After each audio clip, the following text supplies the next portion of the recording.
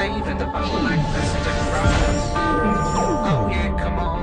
Play with the power like Christian Brothers.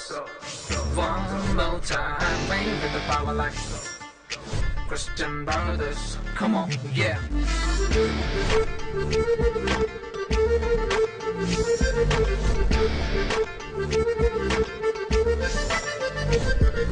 Christian Brothers. Come on, yeah.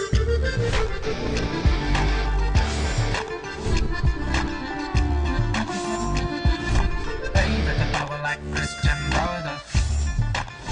Oh, play with the power like Christian Brothers.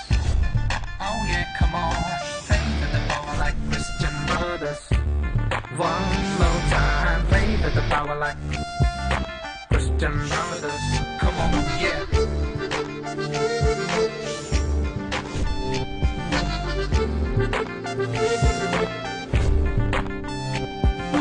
Play with the power like Christian Brothers. Christian Brothers.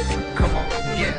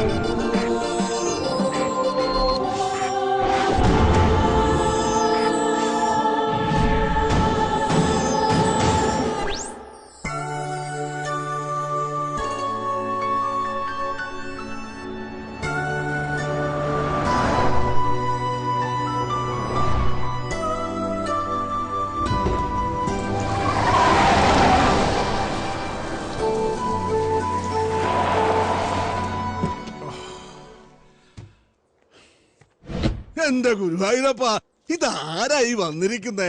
നമസ്കാരം. നമസ്കാരം. നമസ്കാരം. നമസ്കാരം. ആ വാടാ മക്കളെ. ദാദാ, ഇദ്ദേഹത്തെ മനസ്സിലായില്ലേ? ഇവിടുത്തെ തഹസീൽദാരാ, ബാലഗോപാലമേനോ. നമസ്കാരം. ഇവൻ രാജൻ തമ്പി, മൂത്ത മകനാ. കൊച്ചിയിലെ ബാറുകളും ഹോട്ടലും ഒക്കെ ഇവന്റെ മേൽനോട്ടത്തിലാ. ഇതെന്റെ മരുമകനാ, മനോജ് വർമ്മ. രണ്ടാമത്തെ മകള് രാധാമണിയുടെ ഭർത്താവാ. ഇവനാണ് ഇവിടുത്തെയും പീരുമേട്ടിലെ എസ്റ്റേറ്റ് കാര്യങ്ങളൊക്കെ നോക്കി നടത്തുന്നത്. അപ്പൊ ഇളയ മോനാണ് പോലീസില്.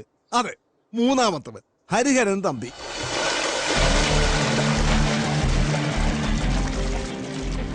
അവൻ സിറ്റി പോലീസ് കമ്മീഷണറായിട്ട് ചാർജ് എടുത്തിട്ട് 2 മാസമേ ആയുള്ളൂ.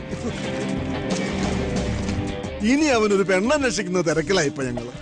എന്റെ മോനായതുകൊണ്ട് പറയല്ലോ കേട്ടോ, ഒരു ദുസ്വഭാവവും ഇല്ല, വലിക്കില്ല, കുടിക്കുകയല്ല. പിന്നെ വേറൊരു കാര്യം, 10 പൈസ പോലും കൈക്കൂലി വാങ്ങുക.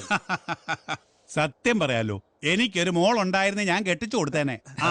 സാറിന് അങ്ങോട്ട് ഫിനിഷ് ചെയ്താട്ടെ, എന്നാ പിന്നെ നേരം കളയാൻ നമുക്ക് ആ സ്ഥലവും കണ്ടിട്ടില്ല.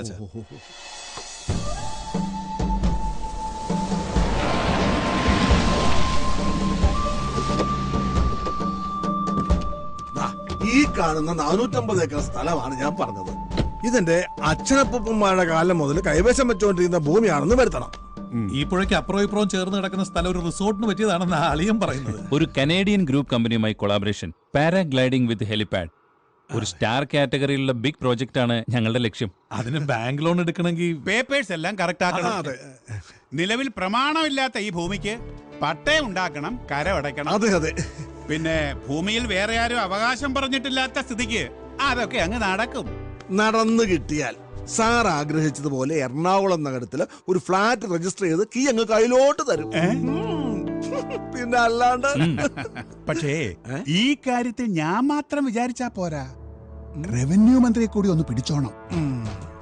ഈ സ്ഥലം മുമ്പ് ആരുടെ പേരിൽ രജിസ്റ്റർ ചെയ്തിട്ടില്ലെന്നും വേറെ അവകാശികൾ ആരുമില്ലെന്നും പട്ടയം അനുവദിക്കാൻ മറ്റു തടസ്സങ്ങളൊന്നും ഇല്ലെന്നും വില്ലേജ് ഓഫീസർ സർട്ടിഫൈ ചെയ്ത് താലൂക്ക് ഓഫീസിലേക്ക് ഫോർവേഡ് ചെയ്യിക്കണം, എന്റെ ടേബിളിലേക്ക്.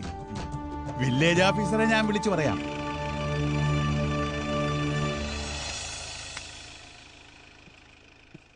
ഇല്ല സർ, പറഞ്ഞു കേട്ടിടത്തോളം ഇത് രാജഭരണകാലത്ത് കൈമറിഞ്ഞു പോയ ഭൂമിയാണ്. 100 കൊല്ലം പഴക്കമുള്ള ചെമ്പ് പട്ടയങ്ങളുടെ ഡീറ്റെയിൽസ് ഇവിടെ റാക്കി കാണാൻ സാധ്യതയുണ്ട്. അതൊക്കെ പരിശോധിക്കാനുള്ള ഒരു സാവകാശം വേണം. പഴയത് ചകഞ്ഞെടുക്കാനൊന്നും മെനക്കെടണ്ട. ആ ഭൂമിയിൽ വേറെ അവകാശികളിൽ നിന്നുള്ള ഒരു സർട്ടിഫിക്കറ്റ് എന്റെ ഓഫീസിലേക്ക് ഫോർവേഡ് ചെയ്താൽ മാത്രം മതി. ഞാൻ നോക്കട്ടെ സർ.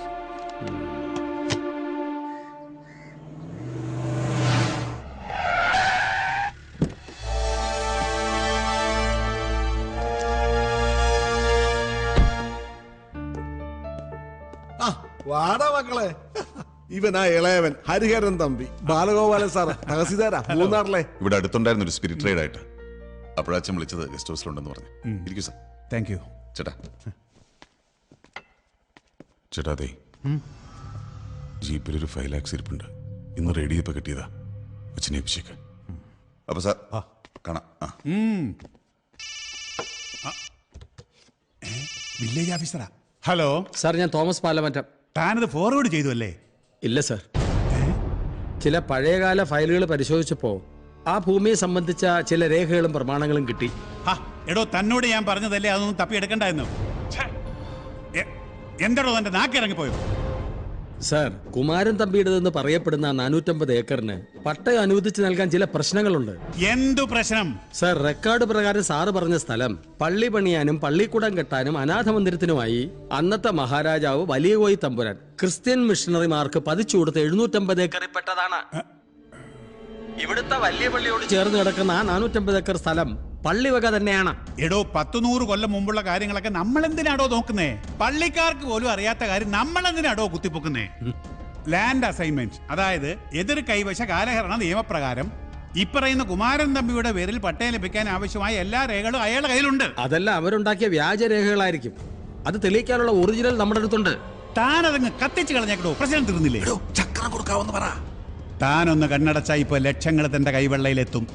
വേണ്ട സർ, അഴിമതിക്ക് കൂട്ടിവെക്കാൻ എനിക്കാവില്ല. വില്ലേജ് ഓഫീസർ ഇടഞ്ഞിരിക്കാതെ അഭിസാറേ. അയ്യാറുടെ പക്കലുള്ള രേഖകൾ നമുക്ക് ദോഷം ചെയ്യും. അങ്ങനെ ഒരു രേഖയോ പ്രമാണമോ അങ്ങയുടെ കയ്യിലുണ്ടെങ്കിൽ അതിന്റെ ആയസ് ഒറ്റ ദിവസം മാത്രം. പിന്നെ ആ പഴയ ചരിത്രം കുത്തിപ്പൊക്കാൻ ഒരു തെളിവും അവശേഷിക്കത്തില്ല. കുമാരൻ തമ്പി പറയുന്നേ.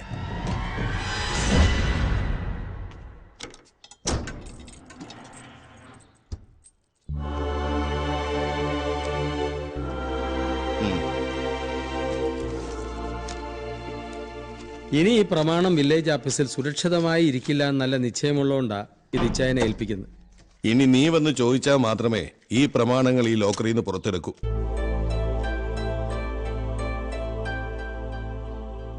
തൽക്കാലം ഇത് ആരും അറിയണ്ട. മനസ്സിലായി. പള്ളിക്ക് കിട്ടേണ്ട സ്ഥലം പള്ളിക്ക് തന്നെ കിട്ടണം.